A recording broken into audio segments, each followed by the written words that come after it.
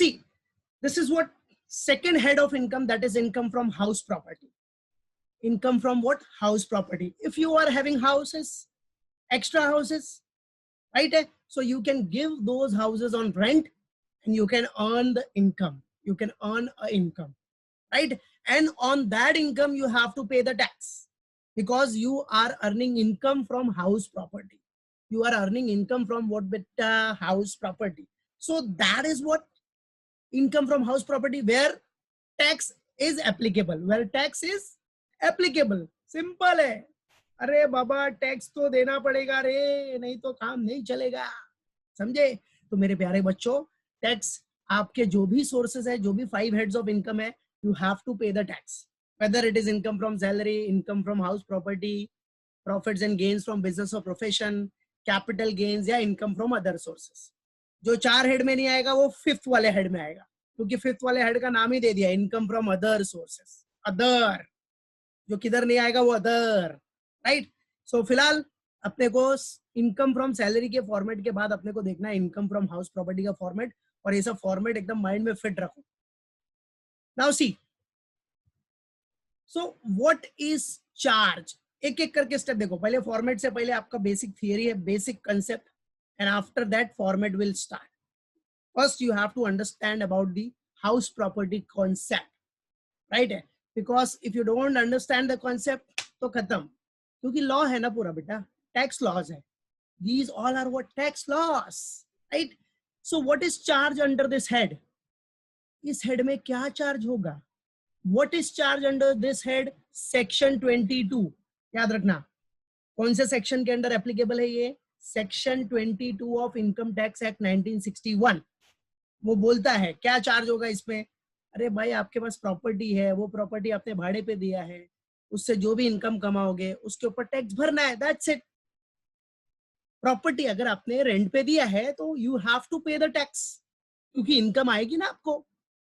भाई वो जो भाड़ोतरी है वो आपको रेंट देगा, रेंट आपका इनकम हो गया, और इनकम चार्जेबल टू टैक्स हो जाएगा under section 22.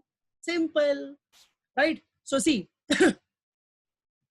section 22 of the income tax act defines the basis of charge of income under the head income from house property. yes, तो सेक्शन 22 बोलता है क्या? सेक्शन 22 ने ही डिफाइन किया है कि आपका जो भी हाउस प्रॉपर्टी होगा उसके ऊपर आपको इनकम चार्ज, देखो उसके ऊपर जो भी इनकम मिलेगी that is chargeable to tax. Simple. So that is why section 22 of income tax act defines what? The basis of charge of what, बच्चा? The basis of charge of income tax. What? The basis of charge of income tax या income under the head income from house property. House property से आपको जो भी income मिलेगी वो taxable है. Salary से जो इनकम मिलती है वो भी टैक्सेबल है. देखा पूरा फॉर्मेट कैसा होता है. हाउस प्रॉपर्टी से जो भी आपको इनकम मिलेगी, आपका एक्स्ट्रा घर है, आपके पास एक्स्ट्रा घर है, उसको भाड़े पे चढ़ा दिया, भाड़े पे चढ़ाने के बाद आपको क्या मिल रहा है? रेंट मिल रहा है. सो वो रेंट आपकी इनकम है, और इनकम चार्जेबल टू टैक्स, और वो इनकम चार्जेबल टू टैक्स होगा कौन से हेड के अंदर? Income from house property. याद रखना बच्चों, ठीक है?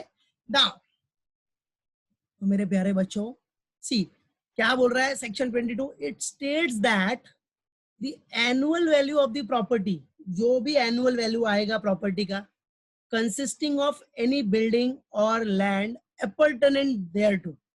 appurtenant मतलब connected to, ठीक है? मतलब आपके पास कोई भी जमीन है, बिल्डिंग्स है, फ्लैट्स है, प्रॉपर्टी है, whatever, right है, of which the assessee is the owner. जिसका ओनर असेसी होगा. असेसी मतलब आपका बिल्डिंग है ना, तो आप असेसी हो ना. रेंट आपको मिलेगा तो आप ही भरोगे ना बेटा टैक्स, तो आप असेसी हो, बराबर है? क्योंकि आप भरोगे टैक्स. आपकी बिल्डिंग है, वो आपकी जमीन है, बराबर है, जिसको आपने भाड़े पे दिया है. तो that is what? Correct. Of which the assessee is the owner shall be chargeable to income tax. तो वो इनकम टैक्स में चार्ज होगा under the head income from house property. That's it. Clear है? तो ये नॉर्मल सी बात है. अभी आपके पास बंगला है, बंगलो आपके पास गोवा में बंगलो है, ठीक है? रहते आप मुंबई में हो, गोवा में आपने बंगलो मतलब अपना समझ लो एक तरह से फार्म हाउस बना के रखा होता, ठीक है, कोई बात नहीं, छुट्टी बिताने जाते हो। आपने क्या किया, आप जब नहीं जाते, आप साल में एक बार गए, 2 बार गए, उस टाइम पे जाते हो उस बंगलो में। अब आपने बाकी दिन उस बंगले को क्या किया, रेंट पे दिया, भाड़े पे दे दिया। तो आपका बंगला भी बहुत अच्छा है, सामने अच्छा गार्डन एरिया है, सब कुछ है, बराबर। तो बंगला तो आपका घर हो ही गया, और जो उससे कनेक्टेड है वो जो गार्डन एरिया, वो सब भी उसके अंदर काउंट हो जाएगा, याद रखना। तो land appurtenant thereto, belonging to, बराबर है। बंगला तो है ही आपका जिधर रह रहे हो, बट वो बंगले के साथ साथ आपने वो घर दिया, ग्राउंड दिया है, बराबर है, सब कुछ है, वो जो रोड है, everything there is connected to. मालूम पड़ा कि नहीं, समझा। तो आप कितना जो भी आप किराया वसूल कर रहे हो, जो भी आप किराया वसूल कर रहे हो, भाड़ा वसूल कर रहे हो, उसके ऊपर आपको क्या भरना पड़ेगा, टैक्स भरना पड़ेगा। You have to pay the tax, right है कि नहीं। तो कुछ भी हो, बंगला हो, फ्लैट हो, प्रॉपर्टी हो, what ever it will B, बराबर है, आपको टैक्स भरना पड़ेगा। अगर आपको रेंट मिल रहा है तो you have to pay the tax, you have to pay the tax, समझा। मालूम पड़ा कि नहीं, तो ये याद रखने का। So this is what annual value of the property consisting of any building, कोई भी बिल्डिंग हो या land appurtenant thereto, उससे कनेक्टेड हो। बंगलो है, बंगलो से कनेक्टेड ग्राउंड हो गया, सामने की जमीन हो गई, प्रीमाइसेस हो गया, एवरीथिंग इज कवर्ड, क्योंकि वो उसके कनेक्टेड टू है ना बेटा, वो बंगले के कनेक्टेड टू आपका ग्राउंड है, आपका गार्डन एरिया है, एवरीथिंग, राइट। सो उससे रिलेटेड आप कुछ भी रेंट चार्ज करोगे, whatever आप रेंट चार्ज करोगे, वो रेंट आपका इनकम हो गया, and you have to pay the tax on it, खत्म। वही बोलता है अपना income from house property under section 22, under section 22, याद रखना, बहुत इंपॉर्टेंट चैप्टर है, और ये सब सीए के चैप्टर्स हैं। और भाई तो अच्छे से पढ़ना पड़ेगा, ध्यान दो, अच्छे से पढ़ो, बाकी कुछ नहीं, समझ के पढ़ेगा ना तो कुछ नहीं है रे, कुछ भी नहीं है, वेरी इजी, राइट है। सिर्फ ध्यान देखो, सिर्फ अपने माइंड में रखना है उसको, ध्यान दो, माइंड में रखो, क्योंकि याद करने वाली चीजें ज्यादा है, because it's a tax laws, it's what, it's a tax law, याद रखना। नाउ देखो सॉरी, नाउ बिल्डिंग। अब बेटा यहाँ बिल्डिंग था, बिल्डिंग मतलब क्या, बिल्डिंग इंक्लूड्स रेसिडेंशियल हाउस, बराबर है। आपने किसी को रेसिडेंशियल हाउस भाड़े पे दिया है, मतलब फैमिली को रहने के लिए दिया है, रेसिडेंशियल एरिया का जो होता है flat, as well as commercial premises. Commercial premises मतलब आपके पास गाला है, कमर्शियल फ्लैट है, कमर्शियल शॉप्स है, बराबर है, वो आपने किसी को दे दिया, रेंट पे दे दिया, वहां वो सामने वाला बिजनेस कर रहा है, वो कुछ भी करे, उससे क्या करना है अभी, अपने को बिजनेस करे, रेसिडेंशियल हाउस वोटेवर, हमने भाड़े पे दिया ना, बट हमारा पर्पस क्या था, कमर्शियल था। तो कुछ भी हो, वेदर इट इज रेसिडेंशियल के लिए, फैमिली को रहने के लिए दिया हो, या अपने कमर्शियल पर्पस के लिए दिया हो, या सामने वाले को आपने बिजनेस करने के लिए दिया हो। तो सामने वाला बिजनेस करेगा तो उसके लिए तो इनकम फ्रॉम बिजनेस है, बट अपने लिए क्या है, अपने लिए, अपने लिए बिजनेस थोड़ी है वो, अपने को तो इनकम फ्रॉम किससे मिल रहा है, हाउस प्रॉपर्टी से मिल रहा है ना, हमने उसको भाड़े पे दिया है, उससे अपने को रेंट मिलेगा। सिर्फ ये होता है कि रेसिडेंशियल फ्लैट में आपको रेंट कम मिलता है, कमर्शियल पर्पस के लिए दोगे तो थोड़ा ज्यादा मिलता है, दैट्स इट, यही चीज है। So residential houses as well as commercial premises given on rent, तो चाहे आपने रेसिडेंशियल हाउस दिया रहे या कमर्शियल हाउस दिया रहे, कमर्शियल पर्पस के लिए दिया रहे, whatever it will be, rent दिया है, रेंट मिल रहा है ना आपको, you are getting the rent ना, बराबर है। उस बिल्डिंग को भाड़े पे देने के बाद आपको रेंट मिल रहा है, तो that is what income from house property, such as, जैसे आपने कोई ऑफिस रेंट पे दे दिया, गोडाउन रेंट पे दे दिया, तो बिल्डिंग ही हो गया ना वो सब, बिल्डिंग और land apartment there to whatever, offices दे दिया, गोडाउन दे दिए, फैक्ट्रीज दे दिए, सिनेमा हॉल्स दे दिया भाड़े पे, तो सिनेमा हॉल क्या बिल्डिंग में ही रहता है ना, रोड पे तो रहेगा नहीं, बिल्डिंग के अंदर ही होता है ना बेटा सिनेमा हॉल्स, राइट है। तो ये सब आपका क्या हो गया, बिल्डिंग के डेफिनेशन के अंडर आ गया। तो building includes what, residential houses as well as commercial houses, residential houses as well as commercial houses given on rent. अच्छे से सुनना, अभी पूछूंगा मैं आंसर, ठीक है। तो याद रखना, building includes residential as well as commercial. Now this is however not applicable to the property occupied for the purpose of any business or profession carried on by the owner, profit of which chargeable to income tax. देखो ये sentence का तो वैसे भी इधर लेना देना है.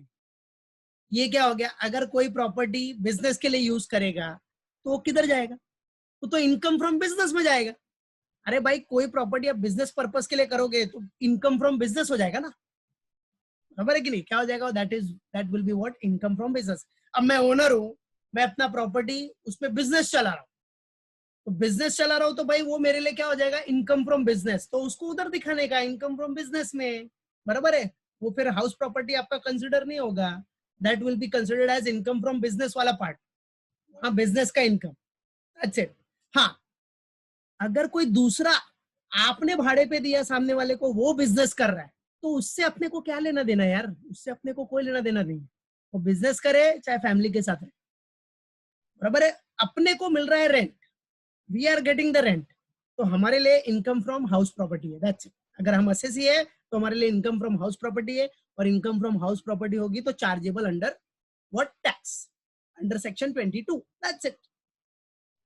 अब क्या बोलता है, एक चीज, हाँ एक चीज और याद रखना, बहुत इंपॉर्टेंट चीज है, ऑब्जेक्टिव्स में आता है, ठीक है, क्योंकि जमीन जमीन सोच के सब बोलते हैं जमीन है मतलब भाड़े पे दिया तो क्या हो जाएगा, इनकम फ्रॉम हाउस प्रॉपर्टी, हाँ बराबर है. लेकिन एक चीज याद रखना, rental income from vacant land, क्या, rental income from vacant land और plot is tax not as income from house property but as income from other sources. ये चीज हमेशा याद रखना, क्योंकि इसी चीज में बच्चे बहुत गलती करते हैं, बहुत गलती करते हैं, बराबर है. यहाँ दिख गया उनको लैंड, लैंड या प्लॉट दिख गया तो बस खत्म, अरे लैंड या प्लॉट है तो this is what income from house property, house property है, सर ने बोला था ना लैंड और बिल्डिंग अपार्टमेंट देयर टू. हाँ भाई लेकिन वैकेंट की बात थोड़ी की थी, राइट है. तो याद रखो rental income from vacant land, खाली जमीन है, कुछ भी स्ट्रक्चर नहीं है, इधर आपने आउटकर्ट एरिया में खाली जमीन ली है, कोई स्ट्रक्चर कुछ भी बनाया नहीं है, कुछ भी नहीं है, कुछ भी नहीं है, कोई सुपर स्ट्रक्चर नहीं है, कुछ भी नहीं है, खाली जमीन है एकदम, या प्लॉट है, बराबर है, खाली प्लॉट. देखा है ना प्लॉट रेट, देखा है ना, थोड़ा आउटस्कर्ट में चले जाओ, आउट एरिया में देखो सब खाली जमीन दिखती है. अब वो खाली जमीन आप रेंट पे देगा तो वो इनकम फ्रॉम हाउस प्रॉपर्टी नहीं है बेटा, उधर कोई सुपर स्ट्रक्चर या निर्माण नहीं किया आपने, कंस्ट्रक्शन थोड़ी है, बराबर. वो तो खाली जमीन है यार, खाली जमीन, खुला आसमां, तो ये सब आपका इनकम फ्रॉम हाउस प्रॉपर्टी नहीं होता, उससे जो रेंट मिलेगा वो इनकम फ्रॉम हाउस प्रॉपर्टी नहीं होता, that will be considered as income from other source. वो आपके लिए क्या होगा, अब इनकम तो हो रहा है तो इनकम कौन सा होगा, तो उसके लिए एक ही सोर्स है, अदर, पांचवा वाला head, fifth head, other other other other, याद रखो, समझा कि नहीं. तो ये चीज सबको याद रहनी चाहिए, rental income from vacant land, बराबर, खाली जमीन, बराबर है, मालूम पड़ा, तो खाली जमीन होगी तो क्या हो जाएगा, इनकम फ्रॉम हाउस प्रॉपर्टी में नहीं आएगा. एग्रीकल्चरल इनकम बेटा एग्जेम्प्ट होता है, एग्जेम्प्ट, खेती से जो भी इनकम कमाएगा उस पर टैक्स नहीं लगता इंडिया में, याद रखो, ठीक है. तो याद रखना एग्रीकल्चरल इनकम एग्जेम्प्ट होता है. सो याद रखना वैकेंट लैंड और प्लॉट, वैकेंट खाली जमीन है या प्लॉट है, बराबर है, तो वो इनकम फ्रॉम हाउस प्रॉपर्टी में टैक्स नहीं लगेगा, that will be taxable as income from other source. तो ये पॉइंट सबको याद रहना चाहिए, मालूम पड़ा, समझा. अब मैं पूछता हूं, देखता हूं कितना याद हुआ है. तो चलो ये हो गया अपना बेसिक इंट्रोडक्शन, बेसिक, और ये सबके माइंड में फिक्स होना चाहिए. Now see, so what different terminologies in house property. Now what are those different terminologies, what are those different terminologies in house property? So see, very first annual value, फिर आपको है actual rent, fair rent, municipal valuation और standard rent. ये कुछ terminologies है जो आपको house property के फॉर्मेट में यूज होगा, जो फॉर्मेट है ना उसमें यूज होगा. तो चलो सबसे पहले देखते हैं एनुअल वैल्यू. बेटा now what is annual value, simple सा फंडा, annual value means the estimated value of income expected, बराबर है. अभी समझो चिराग के पास एक फ्लैट है, एग्जांपल है, चिराग के पास एक फ्लैट है, ठीक है। अब चिराग को क्या करना है, उस फ्लैट को रेंट पे देना है, रेंट पे। He wanted to give that flat on rent, बराबर है, क्योंकि वो जिस फ्लैट, रेंट मिला तो वो एनुअल वैल्यू।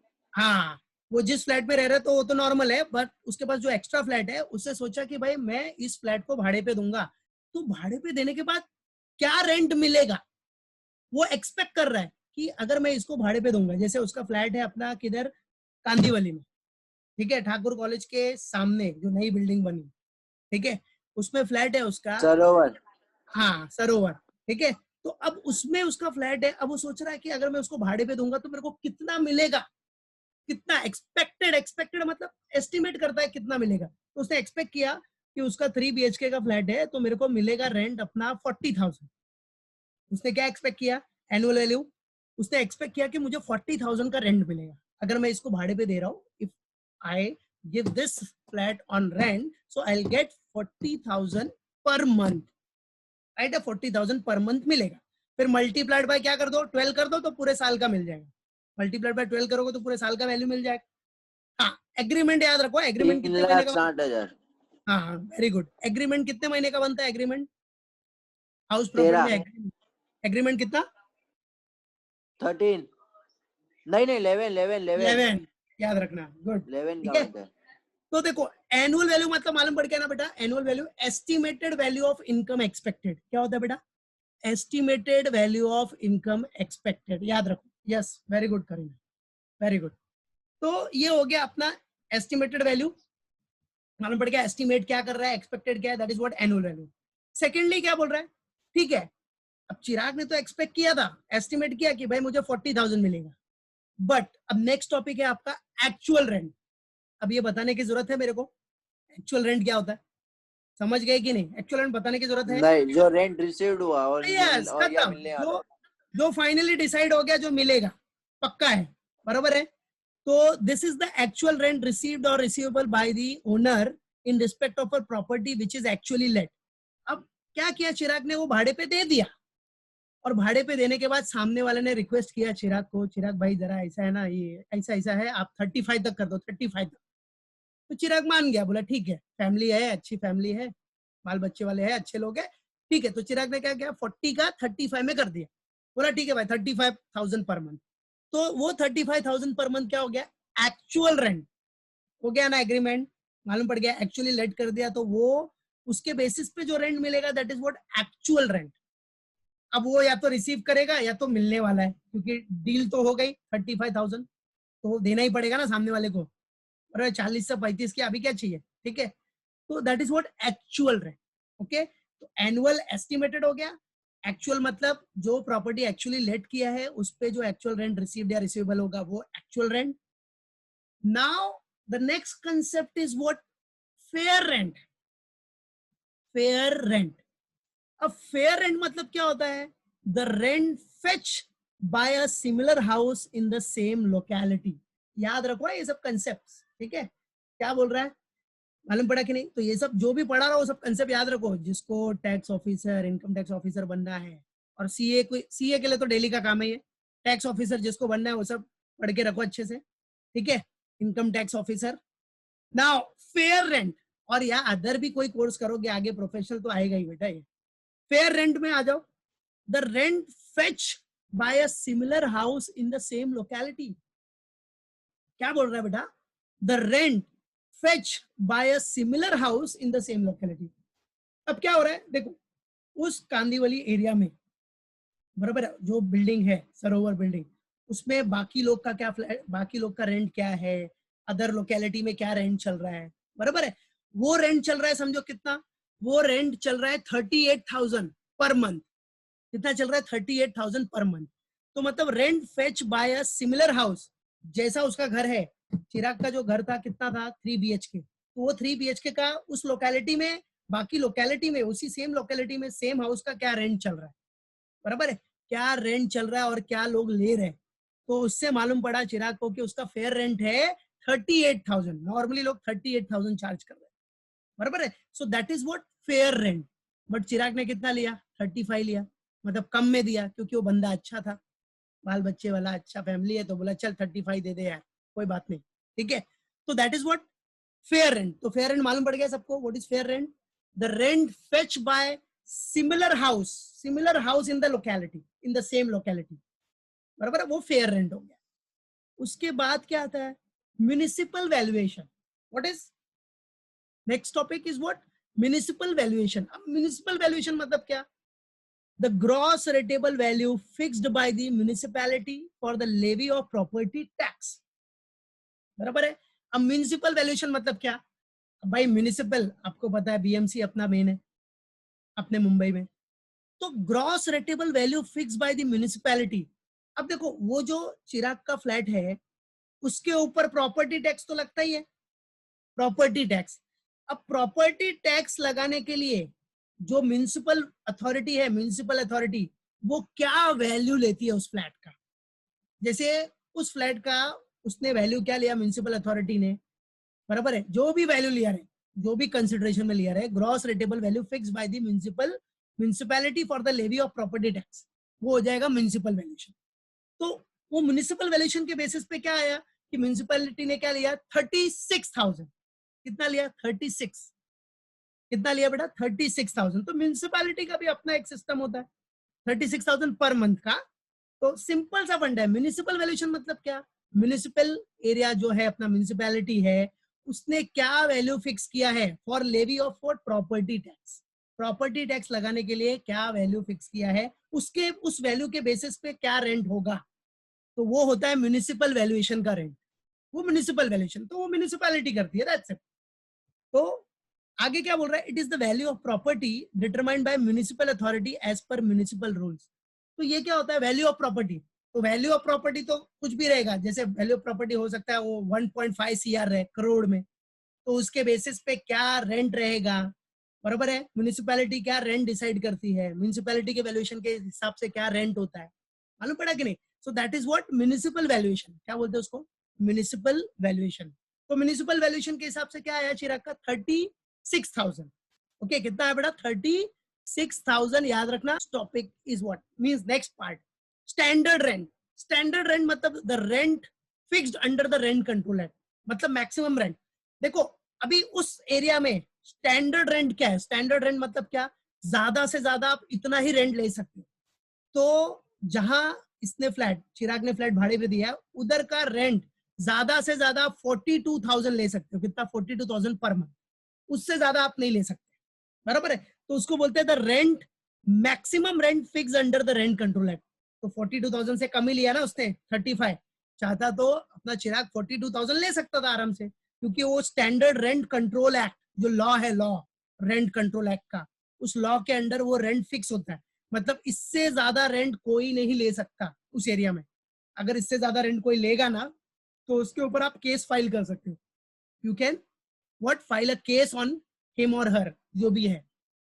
तो स्टैंडर्ड रेंट मतलब उस एरिया का एक मैक्सिमम रेंट होता है. इससे ज्यादा आप रेंट नहीं ले सकते हो. अगर कोई लेगा तो आपके पास अथॉरिटी है, आपके पास पावर है कि आप उसके अगेंस्ट में स्यू कर सकते हो. स्यू मतलब केस कर सकते हो. समझा कि नहीं? तो याद रखना स्टैंडर्ड रेंट मालूम पड़ गया. स्टैंडर्ड रेंट मतलब the rent maximum rent fix under the rent control act. हाँ, rent control act. Rent control act is a law, बराबर है, इसके अंडर. तो ये सब बेसिक टर्मिनोलॉजीज है, याद रखो, वेरी इंपॉर्टेंट है. म्युनिसिपल वैल्यूएशन मतलब जो म्युनिसिपैलिटी का वैल्यूज होता है, वैल्यू उसके बेसिस पे जो भी सेक्शन क्या है रेंट कंट्रोल एक्ट का? रेंट